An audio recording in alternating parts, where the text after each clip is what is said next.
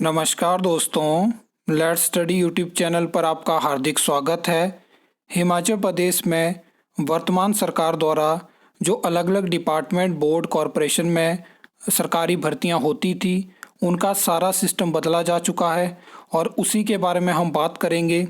जहां पे job training के बाद बहुत सारी आपको ऐसी भर्तियां देखने को मिलेगी जहां पे रेगुलर पोस्ट जो होती थी उसके साथ असिस्टेंट नाम जोड़ दिया जाएगा और वो एक तरह की टेम्पररी भर्ती हो जाएगी। हम समझने की कोशिश करेंगे कि वर्तमान सरकार ने क्या क्या चीज़ें बदली हैं और इस टाइम पे क्या जॉब ट्रेनी या ऐसी पोस्ट जिनके नाम के साथ असिस्टेंट है या जो स्कीम बेस्ड भर्तियां हैं, इनमें सबसे ज़्यादा चांसेस किस भर्ती में है कि आपको रेगुलर किया जाएगा, वो पूरा समझेंगे। और मैं आपको सच्चाई भी बताऊंगा कि क्या क्या चीज़ें और किस तरह से इस तरह की चीज़ों को स्टेट में इम्प्लीमेंट किया है। वीडियो को अंत तक ज़रूर देखना, आपको यहाँ से बहुत सारी चीज़ें समझ आने वाली है। देखिए, हिमाचल प्रदेश में वर्तमान सरकार सबसे पहले जॉब ट्रेनिंग पॉलिसी लेकर आती है और उसके साथ होती है आउटसोर्स भर्तियां। आप जानते हैं कि 2022 से स्टेट में आउटसोर्स भर्तियों के खिलाफ जो है वो कोर्ट केस है, जो सुप्रीम कोर्ट के बाद दोबारा हाई कोर्ट में है और उसमें भी लगातार हीरिंग हमें देखने को मिली है। कुछ चीज़ें हाई कोर्ट ने कुछ जजमेंट दी हैं जहां पे चीज़ों को करेक्ट भी किया गया है। लेकिन अगर हम बात करें तो जॉब ट्रेनिंग पॉलिसी के बाद सरकार एक फैसला लेती है कि हम जो है तो रेगुलर पोस्ट में कुछ ऐसी चीज़ें करेंगे कि उनको टेम्पररी बना देंगे। उसमें सबसे पहले आपने देखा कि स्टाफ नर्स को असिस्टेंट स्टाफ नर्स बनाया गया, जिसमें एग्ज़ाम कंडक्ट हो चुका है, रिजल्ट आ चुका है, दूसरा एग्ज़ाम कंडक्ट होने वाला है। आपने देखा जब तहसील वेलफेयर ऑफिसर की आरटीए लगाई गई तो डिपार्टमेंट जानकारी देता है कि हमने तो प्रपोजल भेजा था तहसील वेलफेयर ऑफिसर का, लेकिन कैबिनेट ने असिस्टेंट तहसील वेलफेयर ऑफिसर की वैकेंसी अप्रूव करी है और उस पर जो आरएनपी रूल्स हैं वो इस टाइम पे प्रोसेस में है। अभी आपने देखा कि सरकार ने फैसला लिया कि हम 500 असिस्टेंट फॉरेस्ट गार्ड की भर्ती करेंगे, जिसके लिए फॉरेस्ट गार्ड की 500 रेगुलर पोस्ट जो है वो ख़त्म कर दी हैं। उसके अलावा जूनियर असिस्टेंट प्रोफेसर की वैकेंसी भी आपको फार्मेसी और इंजीनियरिंग कॉलेज में देखने को मिलेगी और हायर चांसेस हैं कि ये भर्ती भी एक तरह की टेम्पररी भर्ती होगी। ये जो असिस्टेंट भर्तियां हैं ये है रेगुलर भर्तियों के अगेंस्ट ही आप इनको समझ सकते हो, लेकिन इनको टेम्पररी बनाया गया है। इसमें क्या होगा कि आपकी एक फिक्स टाइम लिमिट के लिए फिक्स सैलरी पे आपकी भर्ती की जाएगी, लेकिन भर्ती आपकी टेस्ट के माध्यम से यानी राज्य चयन आयोग हमीरपुर के माध्यम से होगी। तो ये चीज़ है। अगर हम आगे बात करें तो ये आप देख सकते हो, जो लगातार आप सीबीएसई टीचर्स की बात कर रहे हो, तो सीबीएसई टीचर्स में जो जब पीजीटी की वैकेंसी की उम्मीद थी तो टीचर की वैकेंसी जो है वो अभी एडवर्टाइज हुई है, जिसमें कि सिलेबस भी आपको देखने को मिला है।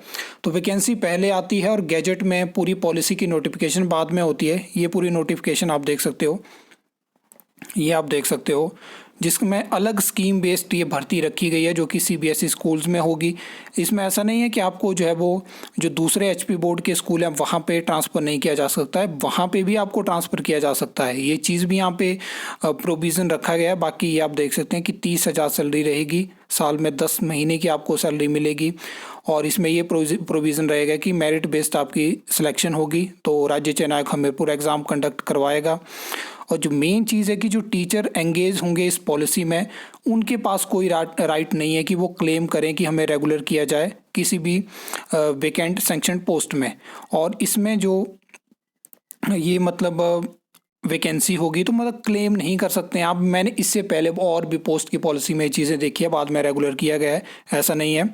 और teacher engaged under this policy shell also function है, तो ये जो टीचर होंगे मतलब इनको दूसरे स्कूल में भी भेजा जा सकता है। ऐसा नहीं है कि जहाँ पे रिक्रूटमेंट है वही के लिए है कि टेम्पररी है, डेपुटेशन पे भी भेजा जा सकता है। और जो टीचर्स होंगे उनको प्राइमरी स्कूल्स में भी भेजा जा सकता है, जो क्लस्टर में वहाँ पे स्कूल होंगे।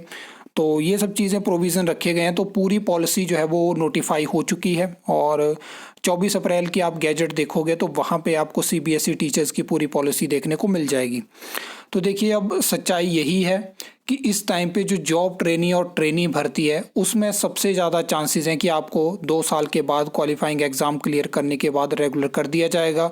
और ये जो असिस्टेंट वाली भर्तियां हैं, स्कीम बेस्ड भर्तियां हैं, आउटसोर्स भर्तियां हैं, एंगेजमेंट बेसिस भर्तियां हैं, इनमें सबसे कम चांस है कि आपको 2 साल के बाद रेगुलर किया जाएगा, 5 साल के बाद रेगुलर किया जाएगा। तो जॉब ट्रेनी और ट्रेनी भर्ती में ही आपको 2 साल के बाद रेगुलर किया जाएगा। इनमें नहीं पता है कि 5 साल के बाद, 10 साल के बाद सरकार आपको बाहर का रास्ता दिखाएगी या आपकी सर्विसेज को आगे आपके टेन्योर को इंक्रीज़ कर सकती है, वो सब चीज़ें हो सकती हैं। लेकिन रेगुलर होने के यहाँ पे चांसेस कम है अगर सरकार कॉन्टीन्यूसली इस तरह की भर्तियां करती रही, क्योंकि एक बड़ा जब कैडर हो जाएगा तो बहुत बड़ी दिक्कत हो जाती है। सेम चीज़ हमने नेशनल हेल्थ मिशन में देखी, अलग अलग जगह पे हमने देखी हैं।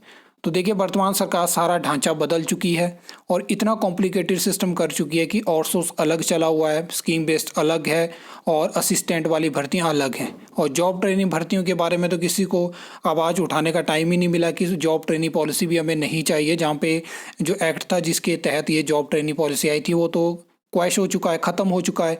तो जॉब ट्रेनिंग पॉलिसी भी ईजिली हाई कोर्ट में चैलेंज हो सकती है और हो सकता है कि आने वाली सरकार या इसी सरकार को इस चीज़ के अगेंस्ट जो है वो इसमें चीज़ें होती हैं, वो बात की बात है। जैसे इसकी जानकारी होगी आपको बताने की कोशिश करूँगा।